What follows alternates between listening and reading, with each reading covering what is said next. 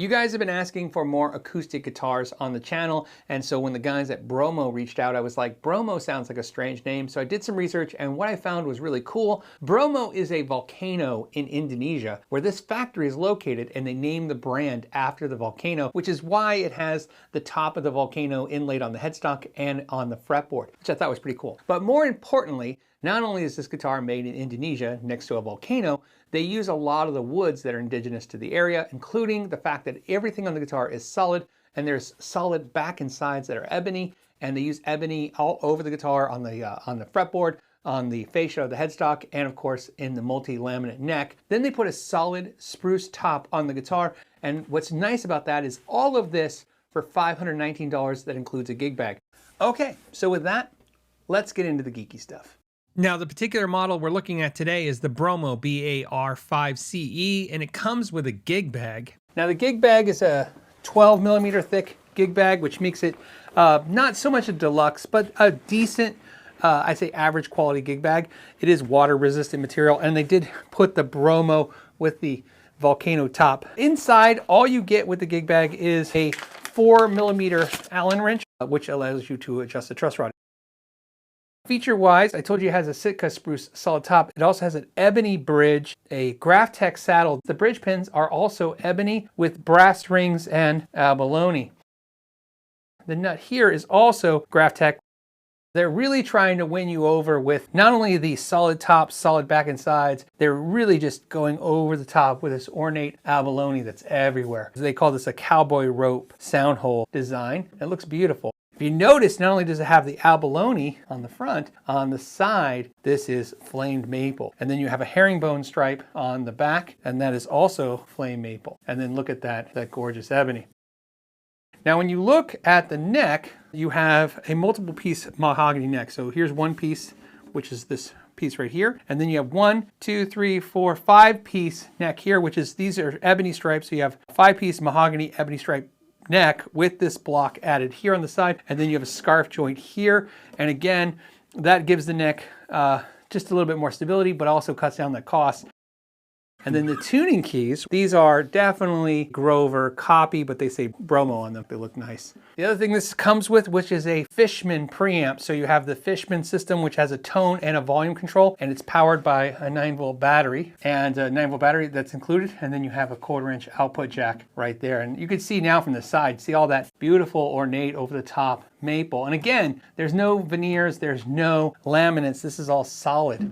And that's important because of 2 reasons. One, acoustics are definitely a sum of their components. In other words, how they sound being solid versus being laminate, but also expense-wise. And so to give you a lot for a more reasonable price point, especially made in Indonesia, the headstock also has an ebony veneer on it so that it looks nice with the fretboard. The last thing that's worth noting on this guitar is the size, and if you know, we do sheets on these guitars, so if you go to the link down below, there's an entire detailed sheets, everything from the Allen wrench they're using to the exact measurements, including the body width, thickness, length, scale length, which by the way, the scale length on this is 25.5-inch scale length acoustic with 20 jumbo nickel frets. And to give you reference, the fret width is 2.43 millimeters or 0.096, and the fret height is 1.24 millimeters or 0.049, which makes these medium jumbos. So let's do some measurements. Looking at the nut, we're at 41.98 millimeters, in other words 42 millimeters, or 1.653. And at the 12th fret, we're at 52.31 millimeters, or 2.059. And looking at the neck thickness, we have the first fret at 22.35 millimeters, or 0.880. While the thickness at the 9th fret is 22.94 millimeters, which is 0.903. I was also able to confirm that the neck shape is a C-carve. With those measurements, you can tell it's a very small, nice feeling neck. Also, the fretboard edge is not rolled, but it's not sharp at all. In fact, it feels soft, but not heavily rolled. So if you like to roll your thumb over the edge, I don't think you'll notice much. I did take all the measurements, and this guitar falls into what they call a concert size guitar. And if you're not familiar with that, it's not a parlor size guitar. It looks kind of small. I wouldn't say parlor. I wouldn't say grand auditorium, somewhere in between. So it's a real comfortable size.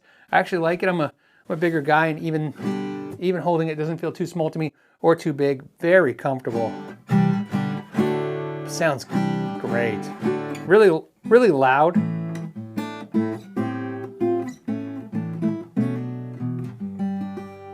Beautiful. I know some of you guys are like, well, how are the frets? Well, there is no dead frets on the guitar, which is fantastic. But of course, we always do the fret sprout test. We take a nylon sock and we just see how they did, especially because it came from Indonesia to Arizona. And it is all solid wood, so they're going to react. Taking a look at the sock, you can hear that the fretboard has shrank. I don't know if you can hear that. Let's go here. And you can see there, not great. As you can see, all these need to be now polished over and rounded over. I'm going to call that a 3. I think that's being nice, but a 3. It could be a 2.5, but I'm going to say 3 out of 5. We'll do the bass side, see how that goes. And that's about the same. Just getting in there. And then going here, I'm going to say maybe better, maybe 3.5. So 3.5 on this side and a 3 on the treble side. Feeling the bridge, there is no sharp corners or edges, nothing that feels weird. And you don't usually play down here anyways on an acoustic, but that feels nice. Let's take the scope and look inside, because one of the things they're saying in their literature is there's this thing called the tone flow bracing system. Looks like they're using a hand scalloped bracing, but they're putting these oval size holes, which they're calling tone flow. They're saying it makes the guitar resonate better. The one thing I care about is how it looks in there, and it looks really, really nice. Clean work. For $500, this looks really good. I'm not seeing big globs of glue or any issues at all. And it looks pretty neat and clean. Good news, if you've missed anything or you think we didn't cover anything, we actually do a detailed report on every guitar I review, and we put it on the knowyourgearpodcast.com website, so you can go there and look at any of the information that you thought was missing. However, if there's something you think we can include to add value, go ahead and suggest that in the comments, and we'll see what we can do to update the sheets. It doesn't matter if the video is over or not. A couple of things to note on this guitar was the weight was really light, about 4.5 pounds or 2.055 kilograms. And the guitar did play great out of the box. However, it was buzzing really bad, and it just needed a quarter turn of relief on the truss rod, and then everything kind of fell into place. So let's see how the guitar sounds. I'm going to mic it up and we'll get a sense of it, and then we'll do the electronic side too. Something to keep in mind is I've had the guitar now for a couple months to kind of get a sense of what it does and doesn't do well.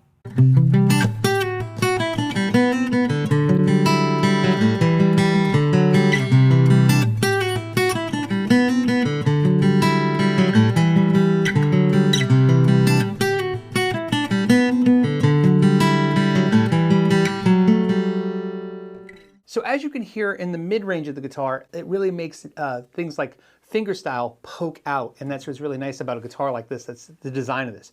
So it's not going to be too bright or too bassy, which is one of the problems with going with really small parlor guitars or going with a dreadnought or a jumbo style acoustic.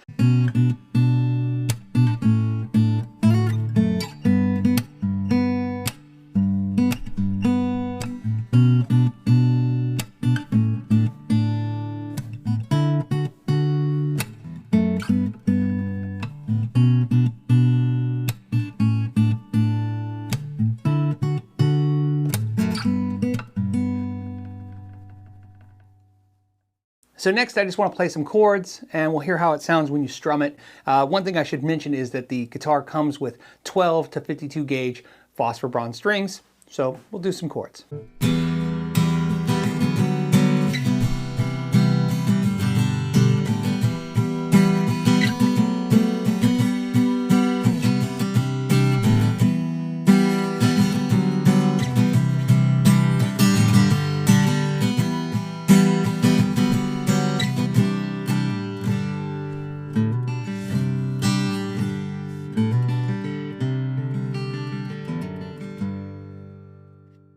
I've plugged into the Fishman Loudbox Micro, and we're just going to get a sense of how the pickup sounds. This is an underbridge transducer pickup, so there's no microphones or anything like that. And then again, all you have is a volume and a tone control.